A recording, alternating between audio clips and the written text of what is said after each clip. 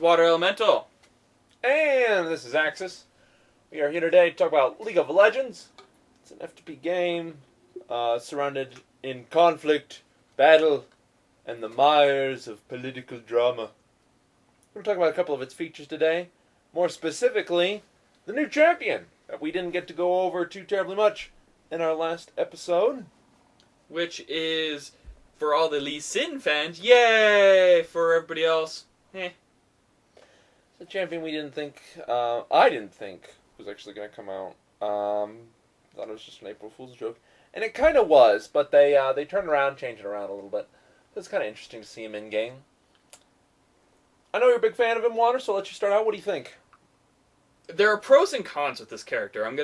I do like him in some aspects.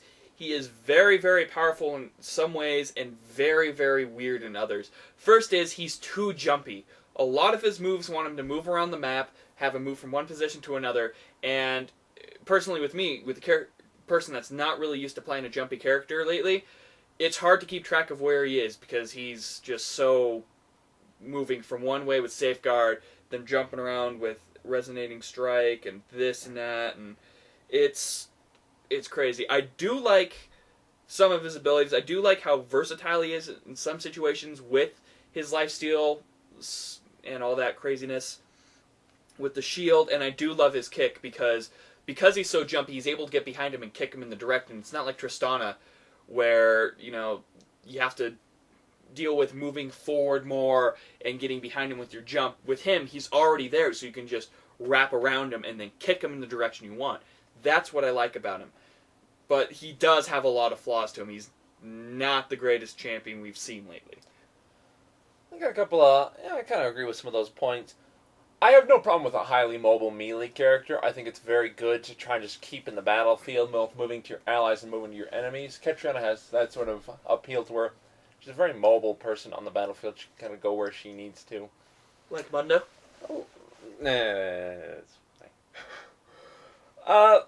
He has a lot of abilities. He has 7 total, all of which have a use. He's very versatile, and you're right. But none of them are particularly strong, except for his ultimate. They're all, in my eyes, they're pretty weak for their costs. He's very energy inefficient. He has to be in melee range in order to use his entire skill set.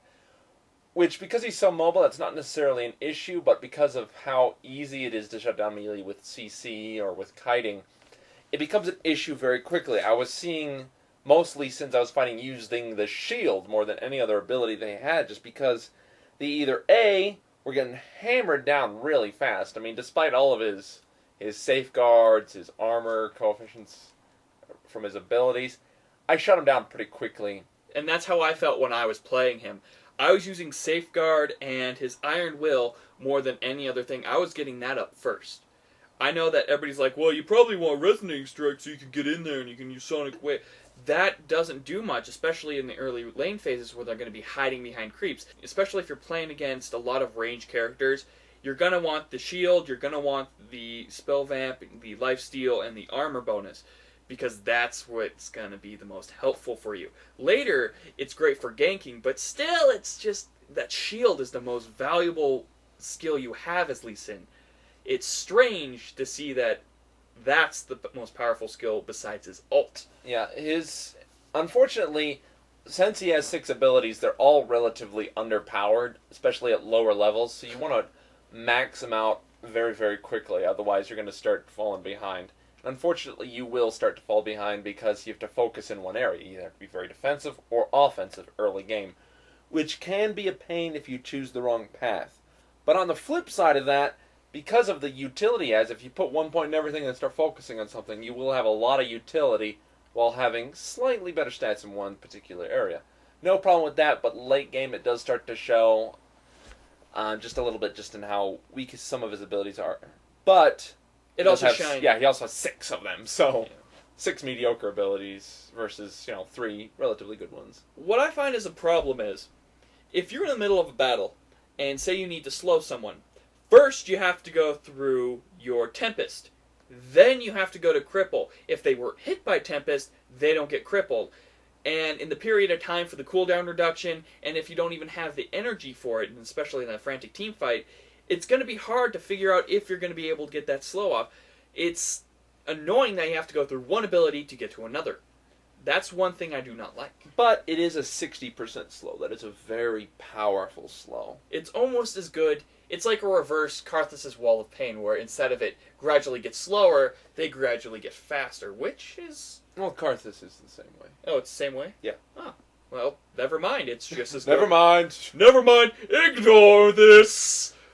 Yeah, a lot of people were confused on how to build him. One popular build I've seen is going with things like Mercury Treads, obviously. Always a good choice for a melee build. I've also seen Berserker Greaves and Mobility Treads. I use Mercury Treads. They...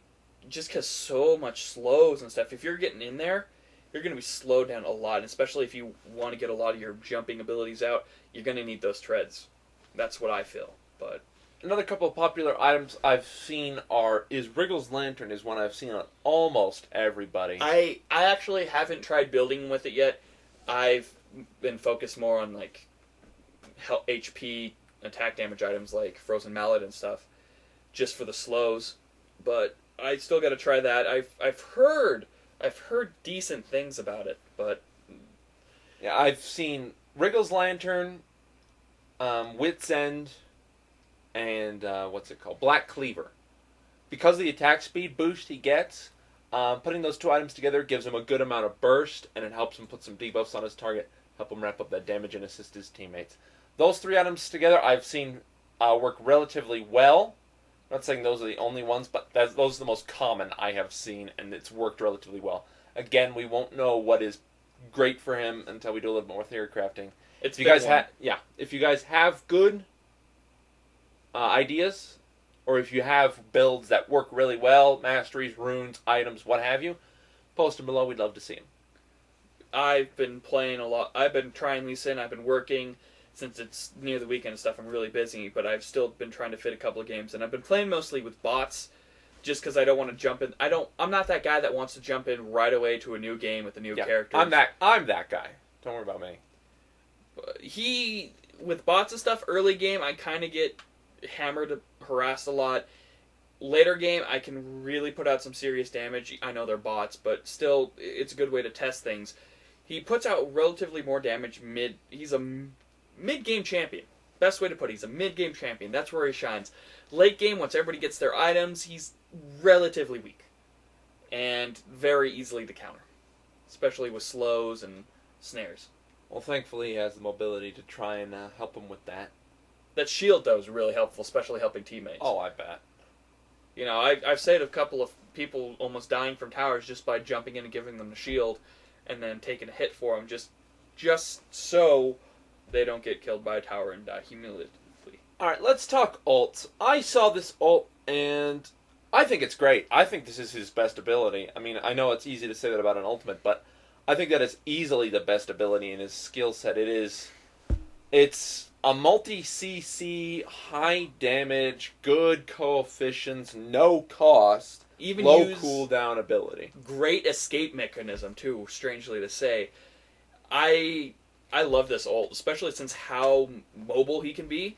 Positioning is a lot easier. I know I say that a lot, but it's so easily just to manipulate where you want someone to go. Even if you have a couple of people, you can jump into the back, get like a caster, hit them through their friends towards your allies, get them taken out while their friends are still stunned by the knockup. It's fantastic.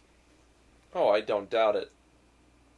The thing I've seen about it, though, is it does have the Tristana effect, or the Singed effect, or the Alistar effect, where if your teammate is not wise, they can deny kills.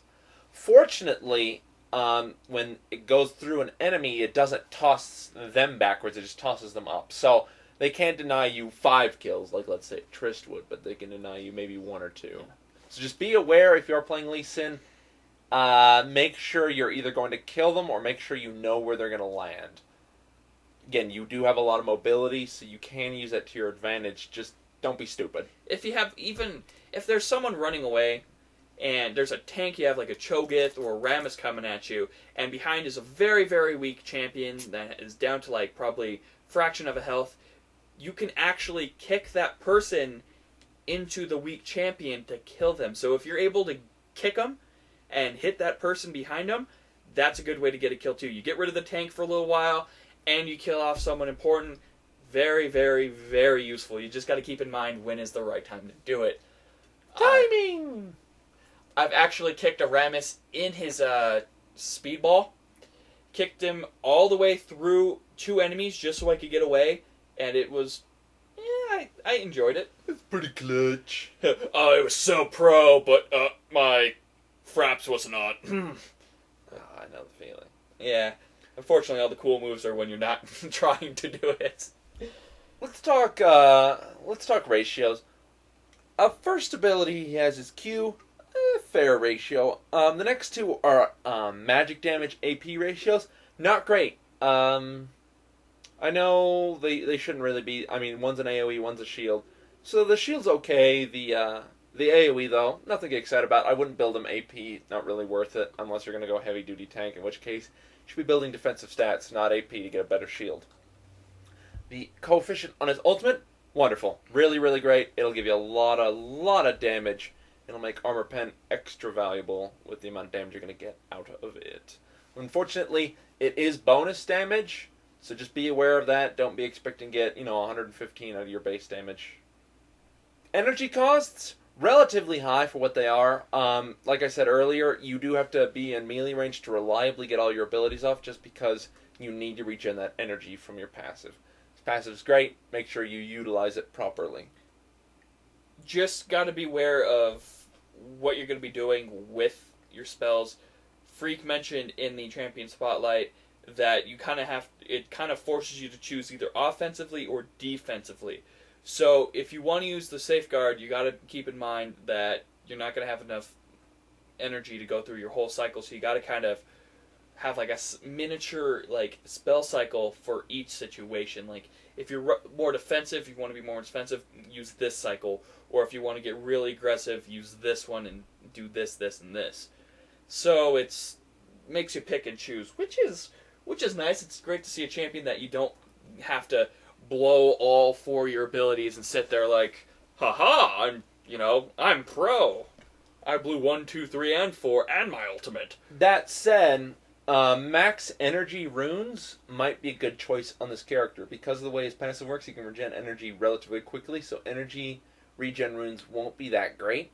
But max energy runes, ones that maybe get you up to 220, 240, having that extra energy threshold will help you get another couple abilities off. Might save your life, might get you the extra kill. So look into that strategy, might work for you. I'm not 100% on that, guys. I'm not a big dallier in energy runes. I did get some for Shen, but that's mostly energy regen.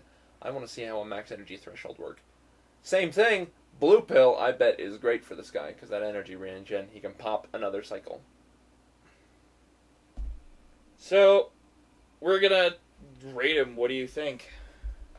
To be honest, I'm not a big fan. I don't like having 6 mediocre abilities. I'd rather have 3 reliable abilities. Cycling through, I love his ultimate, granted, but the 6 ability thing, all mediocre, relatively high cost, kind of crummy coefficients, doesn't really do it for me. Like I said, he's a great champion for certain playstyles. People who like to have very specialized abilities will get that, but just not for me, like I said.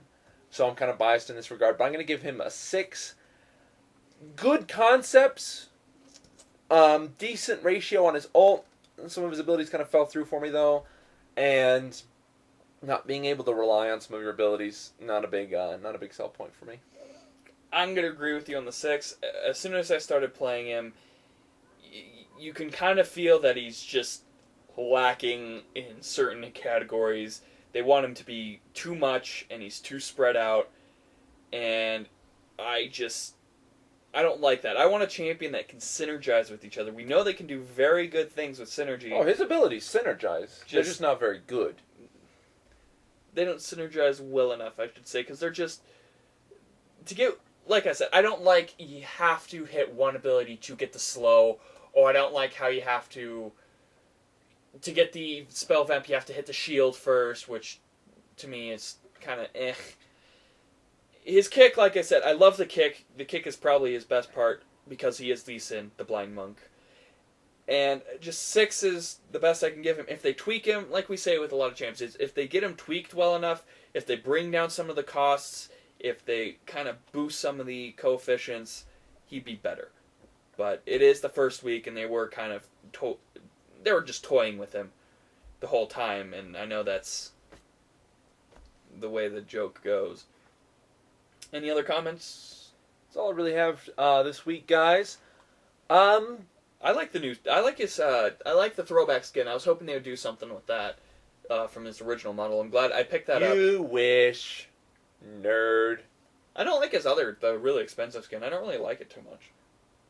You wouldn't, nerd. Thanks, jerk.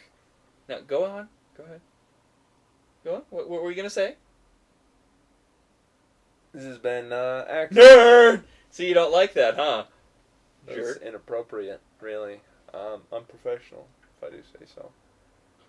I'm sorry. This is Axis, and apparently I'm the only adult in the room.